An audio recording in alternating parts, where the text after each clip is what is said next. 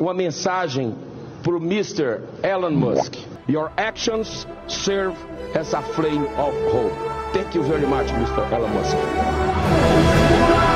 Ontem aqui na Nenhuma Influência aconteceu uma prova de resistência que eu não tinha ciência do que poderia acontecer depois. Bora! Fala, seus mal diagramados, não existe nada pior na sociedade atual que uma pessoa que se apresenta publicamente como fã de bilionário, nem mesmo um nerdola que reclama de lacração em desenho animado por nunca ter acariciado um seio macio consegue chegar ao nível de ignorância de uma pessoa que defende cidadãos cuja fortuna poderia comprar cidades inteiras e até a nossa dignidade. Foi justamente isso que presenciamos nos últimos dias, a partir do momento em que Elon Musk passou a publicar alucinadamente mensagens que classificavam Xandão como ditador e Lula como cachorrinho do ministro do STF. As ofensivas do dono do Twitter, Tesla, Starlink e SpaceX foram baseadas numa denúncia que contém vários nadas, feita por um Oswaldo Eustáquio norte-americano. Mesmo sem ter força para se manter em pé, foi usada por Musk e toda a extrema-direita para engrossar o caldo de ataques a Alexandre de Moraes e atentar contra a soberania nacional, haja visto que o sul-africano, no auge da noia de pó com uísque em sua mansão no Texas, teve a ousadia de exigir renúncia ou cassação de Xandão. Uma intromissão estrangeira que seria considerada absurda até para o Partido Republicano dos Estados Unidos, por aqui foi aclamada pela nossa direita vira-lata. A ponto até do senador cearense Eduardo Girão do Partido Novo mandar recado em inglês apoiando o magnata. Mas que essa nova página vexatória da nossa política, a semana ainda contou com bolsonaristas, mais uma vez, comprovando que bandido bom é bandido morto apenas se for preto e pobre. Quando é amigo deles, aí depende. Por isso, todos votaram contra a manutenção da prisão do deputado federal Chiquinho Brazão, mandante do assassinato de Marielle. A justificativa canalha é que a preventiva não deveria ser mantida porque não teve flagrante e isso abriria precedentes perigosos. Para quem exatamente é que eu não sei. E nessa semana tivemos ainda influencers pernambucanos quase perdem o pé em reality show de fundo de quintal, mercenário brasileiro na Ucrânia fica cego e é abandonado por Zelensky, e funcionários de Milei celebram vitórias do governo com uísque chechelento e escancaram crise na Argentina. Tudo isso e muito mais você vê agora no Piores Vídeos da Semana.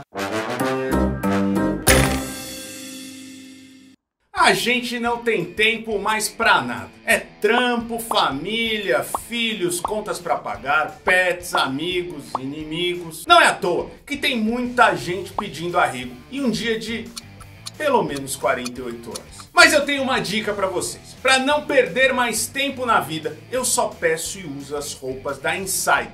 É muito fácil entrar no site deles, calcular seu tamanho de peça exato e fazer o pedido. Eu, por exemplo, tem uma penca dessas camisetas como essa Tech T-shirt que desamassam no corpo, são levíssimas e não ficam com cheiro, além de cair super bem. Eu uso para trabalhar, sair, ir para academia, para fazer uma baguncinha. Elas são ótimas, assim como shorts, cuecas, meias e jaquetas. E para você que está assistindo a este vídeo, a Insider vai te dar 12% de desconto em qualquer peça do site, para você sair mais bem diagramado. Entra no link que está na nossa descrição e primeiro comentário, utilize o cupom GALASFEIOS e pare de perder tempo escolhendo o que vestir no seu guarda-roupa. Venha para Insider você também, bora! Salve, salve galãs e galoas, ó nós aqui outra vez. Semana didática para todos aqueles que ainda tinham dúvidas sobre se a direita brasileira é ou não entreguista. A resposta certa é sim, muito. Se um bilionário gringo passar na calçada de casa de qualquer filiado do PL, ele seria capaz de oferecer a própria esposa ao cidadão sem exigir nada em troca. Tamanha cornitude holística que esses vira-latas nutrem pelos estrangeiros. Logo, só foi surpresa para quem é muito sonso a reação dos bolsonaristas diante da ofensiva de Elon Musk, contra a soberania nacional. Enquanto o bilionário, durante uma bad trip de pó, MD, erva e chiboquinha, defendia a cassação de Xandão e chamava nosso presidente de cachorro, elementos que se autodenominam patriotas batiam palmas com as nádegas para o sul-africano. Um dos mais entusiasmados foi o sabujo Eduardo Girão, que discursou em inglês e até mudou a pronúncia do próprio sobrenome para ter a certeza de que Elon entenderia que ele aceita que um gringo se intrometa na institucionalidade brasileira. O sumido Bibo Nunes também usou a tribuna para bajular Elon e foi rebatido por Jandira Fegali, que perguntou: cadê sua altivez e dignidade? Admiro a polidez da deputada, mas garanto que se fosse numa mesa de bar, o mais correto a falar para o deputado gaúcho era o seguinte: não adianta se humilhar, ele não vai te comer, querido. Fora que é apenas uma pergunta retórica questionar bolsonarista onde está a altivez e dignidade deles. Se tivessem alguma, não apoiariam um completo maluco, palhaço, vagabundo e analfabeto como Jair. Eu quero aqui prestar a minha solidariedade a um dos homens mais influentes do mundo, pela sua competência, pela sua forma democrática de agir perante o mundo, que é Elon Musk, que está sendo injustamente atacado por essa esquerda contra tudo a favor de nada, essa esquerda quanto é melhor, que não sabe o que é liberdade, não sabe o que é direitos, e isto Elon Musk tem de sobra. E eu já disse, ministro Alexandre de Moraes está vivendo e viverá por muito tempo imensos pesadelos, porque ele está enfrentando um homem democrata, patriota, que vai em breve colocar um dump na rede social mostrando o porquê ele diz que Alexandre de Moraes é antidemocrático e exacerba as suas funções. Hoje, eu subo essa tribuna para perguntar a este parlamento como é que um parlamentar do Brasil, que representa o povo brasileiro, pode vir a esta tribuna fazer a defesa de alguém que quer violar a democracia brasileira, que quer invadir a soberania brasileira, que quer agredir a Suprema Corte do Brasil. Uma mensagem para o Mr. Elon Musk. My name is Eduardo Girão. I am a senator from Brazil, by the state of Ceará. I speak from the plenary of the Senate of this country now to thank you for your support for free speech in Brazil. Your positions against authoritarian decisions are reinforcement to the return of democracy in Brazil and an answer to the prayers of Brazilian people who were always known for their joy and vibrant spirit, but now are suffocated of fear. Your actions serve as a flame of hope. Thank you very much, Mr. Elon Musk. Toda essa celeuma do Elon Musk se origina em supostas denúncias do jornalista de alta performance norte-americano Michael Shellenberger. Um texto do Oswaldo Eustáquio Gringo, batizado como Twitter Files, compila comunicações internas da antiga administração da rede social, quando ela ainda era de Jack Dorsey, e trazem, como vocês devem imaginar, um monte de nadas. Nessas conversas, o jurídico e outros departamentos debatem sobre questões inerentes ao Estado brasileiro e ainda rejeitam um pedido de Felipe Neto para ter uma reunião privada com a empresa, o que, de acordo com o Twitter, antes da aquisição de Musk, seria injusto com a direita, que também não seria recebida com esse privilégio por eles. Ou seja, ao tentar criar uma denúncia, ainda expôs que à época o Twitter foi ético e equilibrado, não dando tratamento preferencial para nenhuma das partes. Mas esse para-jornalista é uma comédia e também um ótimo personagem. Em entrevista ao Poder 360, cujas imagens parecem ter sido captadas por uma TechPix em 2003, Michael dá respostas evasivas sobre todos os assuntos em que é questionado e mostra que faz jornalismo respeitando um preceito básico do telemarketing: manter a imprecisão e nunca se comprometer com o cliente. Pior que, mesmo com essas credenciais que o impediriam até mesmo de encontrar uma vaga na Revista Oeste, a Câmara propôs uma audiência pública com ele para que Michael desse mais informações a respeito do dossiê que ele propaga por aí como se fosse o novo caso Watergate. O deputado federal Pedro Campos, em um dia inspirado, recordou que exigir essa audiência em caráter emergencial era patético, porque os mesmos deputados empolgados com a possibilidade foram desprezados no Capitólio e precisaram realizar aquela coletiva de imprensa fake na calçada com um púlpito encontrado no lixo. E no fim, a requisição foi rejeitada mesmo, mas bolsonaristas chegaram a comemorar por não saberem, em pleno mês de abril de 2024, que era necessária a maioria absoluta para aprovação. Depois é jornalista que não sabe matemática. Tá, não sabe mesmo, eu não vou negar também. Voltando à troca de e-mails que o senhor revelou entre funcionários do Twitter, do então Twitter no Brasil e nos Estados Unidos, mencionam-se ali funcionários da Justiça que teriam feito o pedido. Os nomes são mencionados nessas trocas de e-mail? Somente eu sei que Alexandre de Moraes está mencionado e eu acho que ele deve estar nos arquivos que a gente já publiquei. Mas o e-mail não vem dele, né? Alguém? Não. Então, essa pessoa que transmitiu o e-mail, que escreveu, exatamente. A gente sabe quem é, enfim. É importante dizer que a gente só tinha acesso aos e-mails dentro do X Twitter. E a gente não nenhuma documento, por exemplo, do governo, a gente não tinha visto nada disso, nada foi mandado. Chama muita atenção os defensores da democracia que não querem ouvir o jornalista. Para mim é uma surpresa quererem calar o jornalista que quer vir falar sobre suspeitas gravíssimas que um ministro da Suprema Corte tenha interferido numa eleição nacional e tenha perseguido opositores do atual regime. Qual é o medo de ouvir o jornalista? Qual é o medo dele trazer provas e escancarar o que está acontecendo no Brasil, mais do que já está escancarado para o mundo? Que nós estamos perdendo a nossa liberdade de expressão? Ninguém se recusa a fazer uma audiência pública sobre liberdade de expressão, sobre o que quer que seja. Se quiser chamar o Elon Musk vindo aqui presencialmente, o Alexandre de Moraes aí nessa mesa, ótimo. É papel do debate, é papel do parlamento. Entretanto, por que a gente está votando aqui não a inclusão de extra-pauta de afogadilho para fazer audiência amanhã? Com nomes que eu vi aqui, só do povo conservador e da direita. A começar pelo Selegner, que diz que Elon Musk é a única coisa que impede o totalitarismo global. O Dave Aga, que diz que gabinete do ódio é uma invenção. O Eli Vieira, que fala que o TSE faz uma pesca probatória e violação de direitos. O Gustavo Mal, alguma coisa, que fala do neocomunismo e da escatologia democrática dos progressistas. Então, é um perfil. Tem representação na sociedade, mas é posicionado e parcial. O que a gente quer? Indicar outros tantos para uma audiência pública digna do nome que tem uma posição diferente dessa da extrema-direita. É só isso.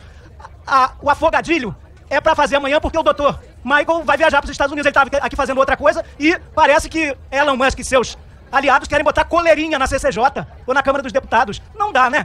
Se Elon Musk colocou as paquitas da ditadura numa coleirinha, Chiquinho Brazão mantém essa mesma corja controlada não só com coleira, mas também com enforcador e focinheiro. Em sessão que decidia sobre a manutenção da prisão do deputado federal ex-União Brasil, diversos bolsonaristas voltaram a trair um dos principais lemas de suas campanhas. Bandido bom é bandido morto. Não mais. Agora, depende. Desde a prisão do boi de terno Daniel Silveira, virou excludente de licitude ser eleitor ou amigo do mito, idoso, doentinho, pai de família e filiados aos partidos que reúnem os piores brasileiros já nascidos na história do país. Não à toa que esses políticos votaram em peso pela liberdade de Brazão. A justificativa é que um deputado no exercício de sua função só poderia ser preso em flagrante. O que não foi o caso de Chiquinho. Devemos reconhecer que Lula realmente é milagreiro.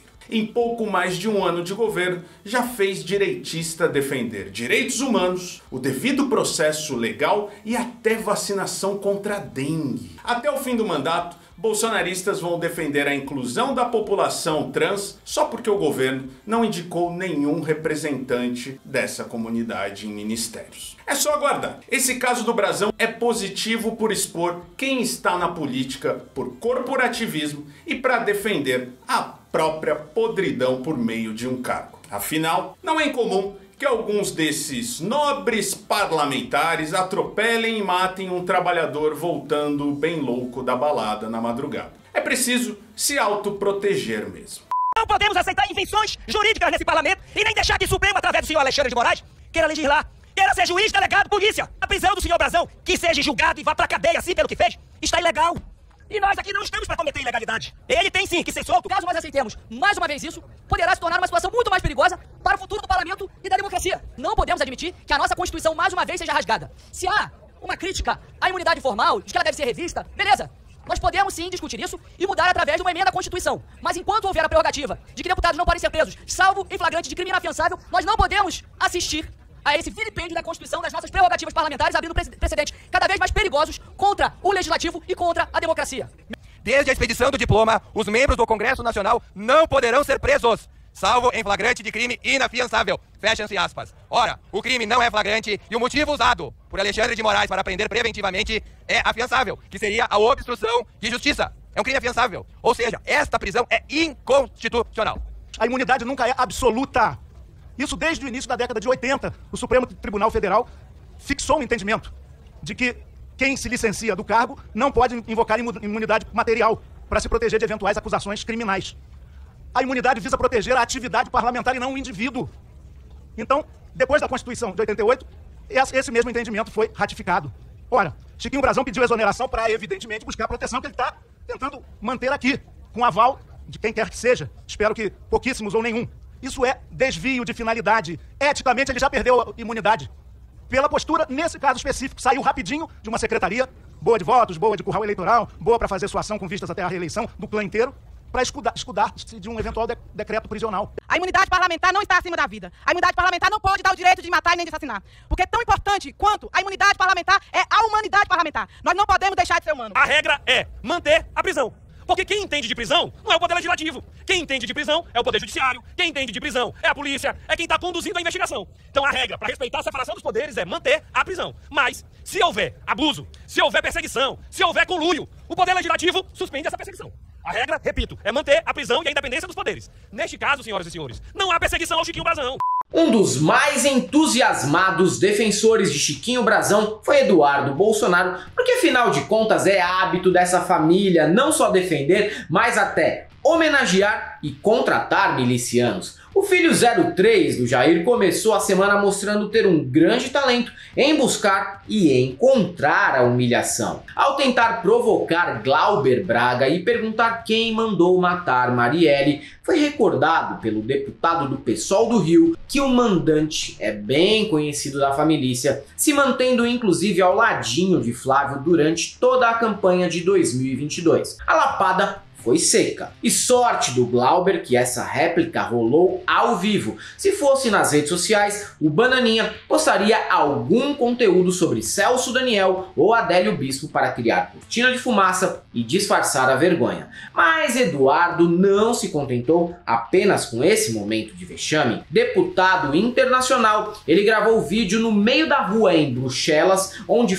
entregar pendrives para o Parlamento Europeu. Nele, o deputado por São Paulo, que tem o sotaque carioca mais carregado que o da Jojo Todinho e não sabe se Peruíbe é litoral ou interior, defende a ladainha de que a prisão de Chiquinho é ilegal por não ter sido em flagrante. E, num ato falho, confessa que o caso Brazão é a isca para amanhã sermos encarcerados. Como assim, deputado? O senhor também pretende mandar matar uma vereadora no futuro? Por exemplo, ele orienta sim a favor do requerimento do deputado Alfredo Gaspar e só deixa uma pergunta no ar, né? Quem mandou matar Marielle? É só isso. Presidente, o deputado Eduardo Bolsonaro, de uma forma, fez uma pergunta que vai merecer uma resposta. Ele perguntou quem mandou matar Marielle. Olha, as investigações estão indicando que um dos mandantes foi o deputado federal Brazão, que estava ao lado do seu irmão, fazendo campanha nas últimas eleições presidenciais na zona oeste do Rio de Janeiro. Mas tem muita coisa ainda que está nebulosa e que precisa ser melhor investigada. Eu até hoje não engoli, por exemplo, aquela história do porteiro.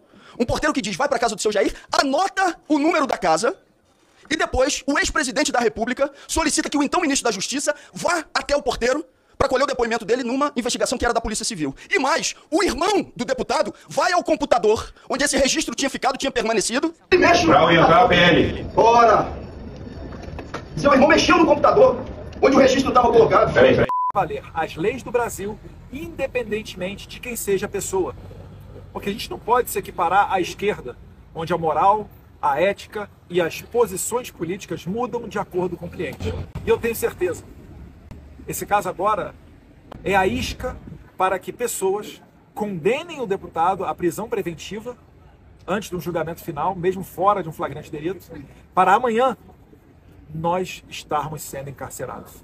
Para um político minimamente sério, lidar com a atual legislatura do Brasil deve ser um desafio ligeiramente mais indigesto do que encarar aqueles pratos servidos na prova de comida de reality show, No Limite. É mais tranquilo encarar um cérebro de bode com cebolinha e salsa do que debater e refutar diariamente as falácias de um Nicolas Ferreira, por exemplo. O Chupetinha representou um requerimento de André Raspa Caneco Fernandes, que pretendia enquadrar como terrorismo o ato de estudantes que botaram fogo em um boneco do deputado conhecido nacionalmente por ensinar a depilar o toba. Alice Portugal deputado que esteve até na Constituinte nos anos 80, explicou com a maior calma do mundo para o parlamentar mineiro que o que ele exigia era absurdo, para não dizer uma cristalina e bruta burrice mesmo. Me preocupa muito a fala de alguns deputados aqui que tentam equiparar a manifestação de um movimento social com o que aconteceu no 8 de janeiro. Olha, no dia 1º de abril, eu não vi manifestantes invadirem os 3 poderes, quebrarem o STF, quebrarem itens históricos da Câmara dos Deputados. No dia 1º de abril, o escritório do deputado Defensa foi veementemente atacado. Afinal de contas, a continuidade do mal faz parecer que não tem problema. É exatamente isso que está acontecendo. A malhação de Judas no interior do estado da Bahia, de todo o Nordeste, imagina todo o país, no dia de sábado de Aleluia. Quantas vezes se queima Judas? Um cara de prefeito, um cara de presidente. O Collor, então, foi queimado no Brasil inteiro. E não foi considerado ato de terrorista, porque não o é.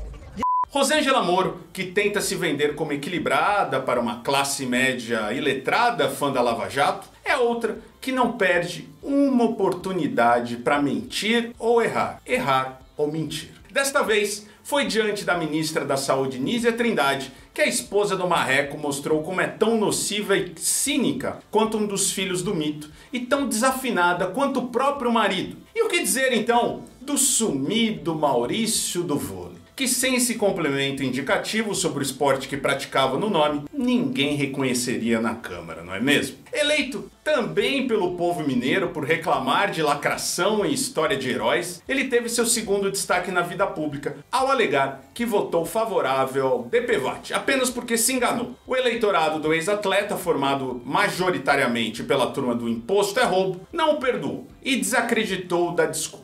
Mas eu defendo o Maurício, porque ele é realmente imbecil a esse ponto. E também defendo o eleitorado do deputado. DPVAT não deve ser obrigatório mesmo não. Quem não quiser pagar, que fique todo arregaçado depois de um acidente de trânsito. Cada dia mais concordo com Paulo Guedes. Esse país só vai dar certo quando deixarmos cada um se fuder como quiser. Inclusive saiu uma reportagem no Valor que o painel de monitoramento de abivirose do Ministério da Saúde chega a 3 milhões. Esse número é muito alto comparado, né, aos número de anos e períodos correspondentes anteriores.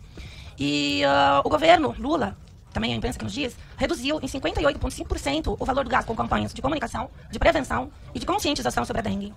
Em relação aos custos da campanha, a notícia noticiada é falsa, nós contestamos imediatamente. Os valores destinados à campanha de publicidade para a dengue em 2024 é maior 50 milhões em relação a 32 milhões do período de 2022.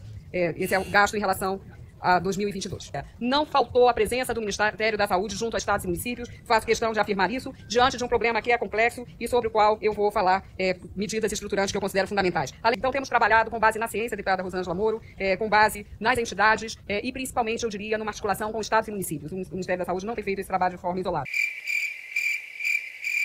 Sobre qualidade de bebidas eu posso falar de cátedra. Como apreciador de Little Business desde a adolescência, reconheço que a diferença de qualidade entre uma bebida barata para uma com o preço mais salgado pode ser a mesma diferença entre Carapicuíba e Zurique. E quando você fica menos jovem, urge a necessidade de não ingerir qualquer Beer Night só para se embriagar, pois a ressaca no dia seguinte apresentará sintomas mais severos que os da dengue. Então, depois dos 30, nada de corote, balalaica, cerveja glacial ou bebida engarrafada colorida e aromatizada artificialmente. Se não tiver como pagar por algo melhor, indico até mesmo parar de beber. Será mais vantajoso, só que isso eu recomendo para um contexto brasileiro. Na Argentina, nem o alto escalão do governo Milei pode escolher muito além do Fernet com Coca-Cola e cocaína misturada com dipirona, após aprovar mais um pacote de maldades que deve incluir a proibição de gravidez nas periferias, veto à miscigenação racial e mandar deficientes para um campo de concentração em Tupungato. A equipe do novo governo celebrou com Red Label em doses mirradas e servidas em copos usados para beber cachaça ou tequila. Não que Red Label seja tipo um old date, mas nem no alto escalão de Moçambique se celebra com esse whisky. Eu mesmo já celebrei de forma mais digna e num nível mais alto em plena Praça do Forró. A crise é tão clara que Milei tem usado até dados de um robô de Twitter para tentar mostrar algum avanço em sua gestão e enganar o povo, evidentemente. O presidente comentou ao vivo que os alimentos já estavam mais baratos nos supermercados, se baseando nesse levantamento altamente impreciso e experimental. Foi desmentido pelo próprio perfil que criou a estatística, um perfil que, se não colaborou para prever o futuro, contribuiu para incluir mais uma vergonha no currículo do mandatário argentino. Vida de influencer inclui muita humilhação, é verdade. Nós mesmos no começo do canal gravamos vídeos deitados juntos numa cama sem camisa, entre outras atrocidades que prefiro não lembrar para não sofrer. Fala, Matias, você lembra? Você não era nem nascido. Eu assisti. Está tudo nos primeiros vídeos do canal. Ah, você assistiu? É, tem eu manjando o aí, falando de coxa de jogador de futebol. É verdade. Qual o problema? Tem algum preconceito? Não. Eu tenho até um amigo que vive em chão de taco no centro como uma drag. Não, né? Tem até amigos que são. Tá bom, Matias. Pensei até em comprar uma peruca também. Será que ficaria bom? Tá bom, isso aí já tá o suficiente. Obrigado. A questão é que, quando você atinge um certo patamar, dá pra evitar algumas dessas humilhações e você só as encara se quiser. Sendo assim, tenho zero remorso de rir das consequências nefastas dos atos de um grupo de influenciadores pernambucanos que considerou ser uma boa ideia criar um reality show em que uma das provas consistia em ficar o maior tempo possível com os pés numa bacia de gelo e sal grosso. Isso mesmo, gelo e sal grosso. Mesmo com a assistência de um bombeiro, que possivelmente era apenas um gogoboy vestido com uma fantasia de sex shop, o desafio acabou de forma óbvia. Todos os envolvidos pararam no pronto-socorro, com os pés queimados e quase gangrenados. Ficaram a uns 10 minutos da amputação e gravaram vídeos na sequência, chorando sobre o que aconteceu. O que poderia ser evitado se os envolvidos tivessem prestado atenção mínima às aulas de química do ensino médio. Se é que existe essa matéria, não foi substituída no novo ensino médio por algum curso do Pablo Marçal, não? Ah, não sei. Ou melhor, ou pior, é o combo que constrói as personalidades desses influenciadores. Durante a recuperação, a galera fez posts que misturam indignação, louvorzão, intervenções estéticas questionáveis e propaganda do jogo do Tigrinho, que tá pagando muito, hein, Brasil? É o Brasil do Brasil, como diria a eliminada Beatriz do Big Brother. Ontem aqui na Nenhuma Influência aconteceu uma prova de resistência que eu não tinha ciência do que poderia acontecer depois e com o passar do tempo. Eu perguntei ao bombeiro também se tinha algum tipo de risco e tal, mas infelizmente ele não me deu resposta de nada e disse que não tinha perigo. Os participantes também ficaram receosos, né? Tem algum perigo do meu pé queimar e tal, e ele, não, tá tranquilo e tal, enfim, eu escutei também isso. E infelizmente aconteceu o pior. Não é brincadeira não. Não passa. Bora. Deus, eu tenho tantas bênçãos.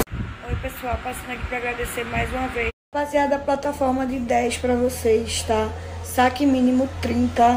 Todos podemos errar e tomar péssimas decisões durante a vida adulta. Faz parte da evolução como ser humano e pode ser didático também. Algumas escolhas, tanto, são mais evidentemente arriscadas e o êxito é uma exceção tão remota que conquistar o prêmio máximo da Mega Sena ou casar com a Anya Taylor-Joy oferece maior probabilidade. Ir para a Ucrânia como mercenário é visto como um bom negócio pelo salário oferecido para matar russos e pela ideia de que, ao se tornar um herói de guerra, namorar uma loirinha do leste europeu será uma tarefa menos inglória que o turismo sexual fracassado em zona de guerra do MBL. Por engano, até agora, todos os brasileiros que foram para lá acabaram enterrados como indigentes numa vala em Kharkiv ou voltaram num caixão de madeirite. A pessoa mais esperta entre esses, por incrível que pareça, foi o militar Fábio Júnior de Poços de Caldas, que após cagar mole num buraco durante uma semana, se mandou daquele fim de mundo e ainda nos processou. Agora, o mercenário Fernando Barroso de Macedo entra para a estatística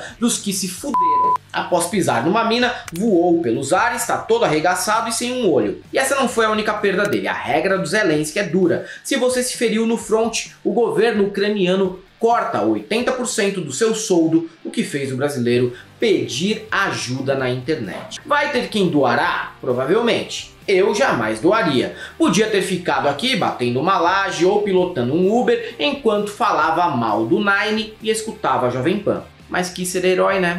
Se for ajudar, ajude de coração. Se também não quiser ajudar, só ore, me bote nas suas orações, que eu já sou muito grato. Essa ajuda é mais também explicando para vocês, é porque agora vai ficar um tempo sem, eu vou ficar um tempo sem pagamento, né? Até entrar na justiça, até entrar na papelada, até entrar nas coisas. E também arcar com alguns custos médicos, porque, como vocês sabem, nada na vida cobre 100%, né? Sempre a gente tem que tirar do bolso. E se você chegou até aqui, gosta do nosso canal, sabe que aqui no primeiro comentário, além do link com o desconto de 12% da Insider com o cupom GALASFEIOS, você também pode nos apoiar aqui no nosso Seja Membro, no nosso Apoia-se. Tem também o Pix, conta corrente e PayPal para um depósito imediato, tá bom? Nos ajude que a gente precisa muito de vocês para continuar com o nosso trabalho, principalmente nos próximos anos. E você também nos siga nas outras redes sociais, TikTok, Instagram, Twitter, X, né? Por enquanto ainda existe. E se você é um desses que ainda segue esse tipo de influencer que a gente falou, só tem uma coisa para te dizer, irmão. Não passarão!